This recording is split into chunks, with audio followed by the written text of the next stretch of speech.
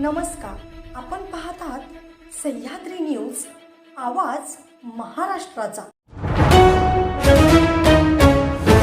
Pandharpur truck चालक मारहाण प्रकरण पेटले, खरा आरोपी पोलीस मोकाट, चालकांचा संताप। पंढरपुरातील ट्रक चालक मारहाण प्रकरणात 2 वाहतूक पोलिसांना निलंबित केल्यानंतर वाद थांबलेला नाही।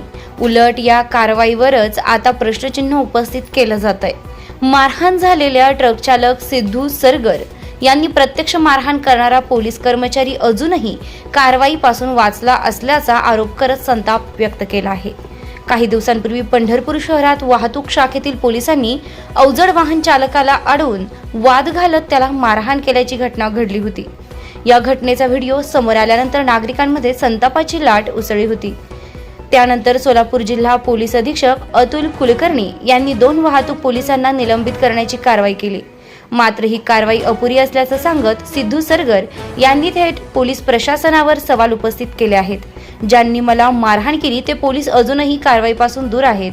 निष्पाप पोलिसांवर कारवाई करून प्रकरण दडपण्याचा प्रयत्न केला जात आहे, असा आरोप त्यांनी केलाय। खऱ्या दोषींवर तातडीनं कारवाई झाली नाही तर आंदोलन छेडण्याचा इशारा त्यांनी दिला आहे। त्यामुळे हे प्रकरण पुन्हा एकदा चर्चेत आलं आहे। मी सिद्धू सरगर, ज्या साहेबांनी माझ्यावर मारहाण केली त्या साहेबांवर कारवाई झाली नाही। ज्या साहेबांनी चलन केले, ज्या साहेबांनी पैसे घेतले त्यांच्यावर कारवाई झाली आहे। मला ज्या साहेबांनी मारले त्यांच्यावर कारवाई झाली पाहिजे।